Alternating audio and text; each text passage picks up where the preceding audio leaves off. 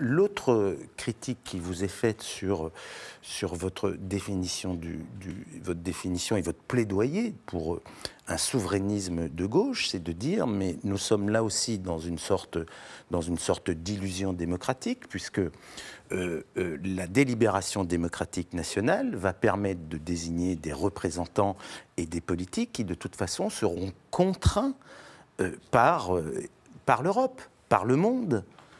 Parce que les problèmes sont aujourd'hui mondiaux. Mais non, si on prend la question des réfugiés, eh ben on voit très bien qu'on est aujourd'hui à la fois dans une critique des politiques nationales, c'est elles qui chacune fixe son droit d'asile, et de politiques européennes sur des capacités de prise en charge, d'accueil, d'accompagnement, etc. Donc, qu'est-ce que vous répondez à... Si vous voulez bien, je vais m'en tenir à la partie que je connais. Ouais. Je ne suis pas un spécialiste des questions migratoires. Donc, je vais rester sur les questions économiques. Mais non, cet argument que vous me faites est en quelque sorte l'avalisation du discours de la mondialisation. Nous sommes dans le monde, nous sommes dans l'Europe, nous serons contraints de partout. Mais c'est méconnaître que les modalités d'insertion d'une économie dans la circulation internationale des biens, des services et des capitaux, ces modalités sont contingentes et elles doivent être rendues à la délibération démocratique. Et on peut y apporter des restrictions. On peut apporter des restrictions à la circulation des capitaux. On peut apporter des restrictions aux investissements directs et à l'étranger, aux délocalisations. On peut apporter des restrictions à la délocalisation des sièges sociaux, etc., etc. Et tout ça, c'est de la matière politique. Mais vous voyez, les esprits ont été tellement lavés et à si grande eau par ce discours de la mondialisation qui est notre horizon indépassable que ça ressort de manière presque... à l'état de seconde nature. Non, c'est simplement... Vous voulez dire que ce serait possible d'obliger certaines grosses sociétés américaines à payer leurs impôts sur les sociétés en France? Mais écoutez, je ne suis pas un spécialiste de fiscalité, mais ce que je peux dire en tout cas, c'est que la reprise en main des banques et l'interdiction de leurs opérations fantaisistes sur les marchés de capitaux, ça peut être envisagé. La restriction et le contrôle des capitaux, ça peut être envisagé. Un protectionnisme raisonné sur les échanges de biens et services, ça peut être envisagé. Donc, c'est la délibération démocratique qui règle l'intensité de la contrainte extérieure, sachant évidemment qu'elle ne pourra jamais l'annuler complètement, puisqu'il est hors de question, comme le prétendent, enfin si vous voulez, de manière honteuse, hein, certains discours qui disent « Ah, c'est la Corée du Nord que vous voulez », il est hors de question de se retirer en totalité des échanges de biens et de services.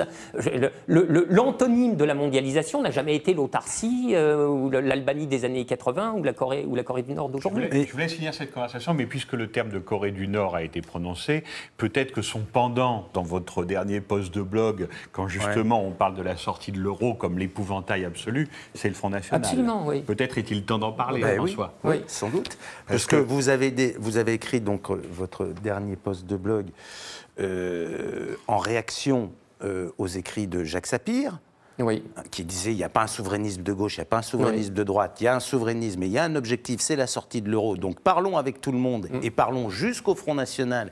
Et pourquoi pas, à terme, on ne sait jamais, pourquoi pas une alliance avec le Front National pour cet objectif qui est le seul objectif qui est la sortie de l'euro. Vous avez complètement pris vos distances par rapport à ça? Ah oui, radicalement, oui. Oui, absolument. Ah oui. Mais est-ce que malgré tout, et vous l'argumentez très longuement, la thèse de Jacques Sapir et son positionnement n'est pas embarrassante pour vous? Mais absolument pas. Ça, évidemment, je comprends que beaucoup de personnes mettent leurs efforts à la rendre embarrassante pour moi, mais à aucun moment. À aucun moment.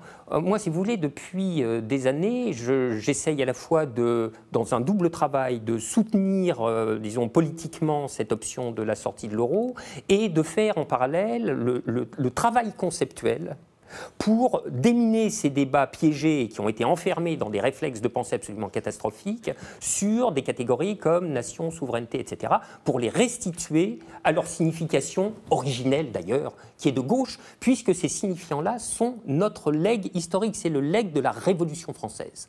et que je n'ai pas l'intention de le laisser passer sous protectorat d'extrême droite. Voilà. J'ai pas l'intention de me laisser dépouiller de tout par l'extrême droite, qui a une opportunité récupératrice dont on n'a pas encore vu la limite. Et d'ailleurs, je pose toujours la question à mes petits camarades d'attaque, de savoir pourquoi, puisque le Front National s'en prend lui aussi à la finance. Je veux dire, la critique d'extrême droite de la finance, ça ne date pas d'aujourd'hui d'ailleurs. Alors dans ces conditions, il faut l'abandonner. Mais qu'est-ce que c'est que cette inconséquence? Et puis, souvenez-vous que Marine Le Pen a dit en 2012 qu'elle a parlé de la lutte des classes. Alors on arrête la lutte des classes, ça y est, elle est souillée. C'est la propriété du Front National. Non mais c'est n'importe quoi. Donc il n'est pas question de se rendre à ce genre de spoliation, et d'autant plus que par une ironie cruelle, je soutiens qu'en effet, le Front National, qui s'est arrogé, parce qu'on lui a laissé le monopole de la question de la sortie de l'euro, ne ferait pas la sortie de l'euro, s'il arrivait aux affaires. Absolument. Et alors là, c'est doublement cocu, si vous voulez. Donc je vous remercie, mais personnellement, j'aimerais éviter. D'accord.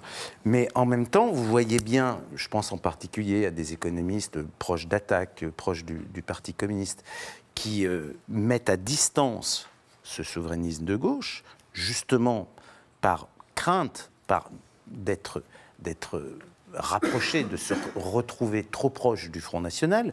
C'est votre ennemi préféré, Michel Husson, qui dit pour sortir de la crise, sortons de l'euro.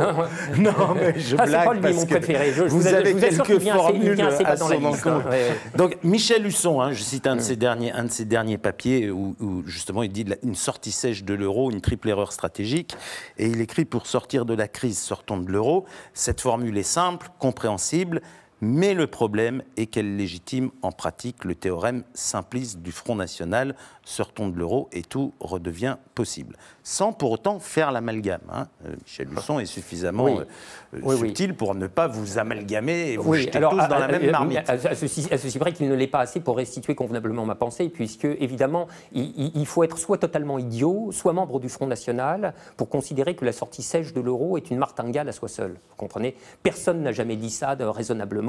Et certainement pas moi. La sortie de l'euro, en vous tant que semblez telle... penser que Sapir le dit, puisque vous dénoncez ce que vous appelez le monoïdéisme, de Jacques Sapir, qui consiste à faire de la sortie de l'euro l'alpha et l'oméga. Ah oui, non mais ça c'est autre chose. C'est l'érection de l'idée de la sortie de l'euro à un rang hiérarchiquement si élevé que toute autre chose lui est subordonnée. Mais il faut être honnête intellectuellement avec Sapir, dont je me suis séparé suffisamment clairement de lui pour pouvoir lui rendre ceci. Il n'est pas un militant de la sortie sèche de l'euro, c'est pas vrai. Si vous l'écoutez bien, il n'arrête pas de détailler l'ensemble des mesures et des finalités dont il voudrait faire de la sortie de l'euro le levier. Bon, et c'est bien de ça qu'il s'agit, puisque c'est là le point de bifurcation. C'est là que se séparent les projets de sortie de l'euro. On peut sortir de l'euro par plein de côtés.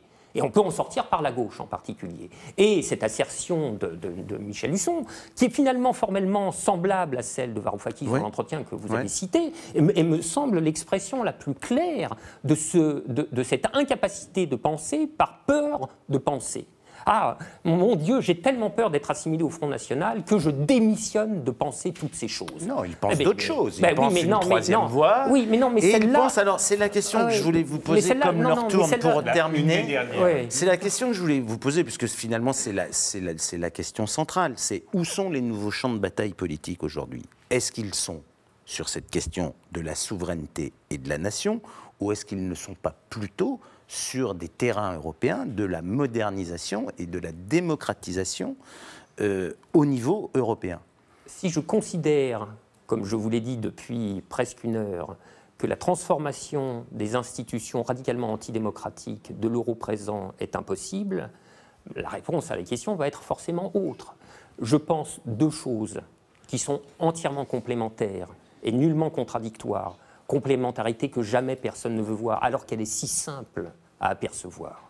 Je pense que la délibération démocratique a son lieu le plus favorable dans la circonscription de ce qu'on appelle une nation. Sachant que par nation, si on est capable d'un peu d'esprit d'abstraction, il ne faut pas entendre la donnée du contour des nations présentes, mais la nation, ça se définit comme l'espace de réalisation du principe de souveraineté, ce qui signifie que les contours pourraient être tout à fait autres que ce qu'ils sont actuellement.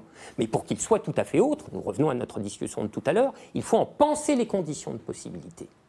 À court terme, par exemple, parlons du cas de la Grèce, le contour de réalisation du principe de souveraineté démocratique, c'est la communauté politique grecque telle qu'elle existe en l'état actuel des choses. Mais on va tirer de là que les nations vont se retrouver dressées les unes contre les autres et que tout commun européen en devient impossible. Mais c'est totalement aberrant. Il faut avoir, là encore, eu l'esprit javelisé par l'idéologie économiste de l'époque pour ne plus imaginer le commun que sous la forme de la circulation des conteneurs, des capitaux ou de la monnaie bancaire. Alors, je vous prie de m'excuser. Il peut y avoir des États intermédiaires. Non, mais attendez. Airbus, que je sache, projet européen, ne suppose pas la monnaie unique. Il s'est créé avant. Ariane, projet européen, ne suppose pas la monnaie unique. Le CERN, coopération des chercheurs européens, et même au-delà d'Europe, n'appelle pas la monnaie unique. Les rencontres européennes de la littérature n'appellent pas la monnaie unique. Le programme Erasmus n'a pas besoin de la monnaie unique.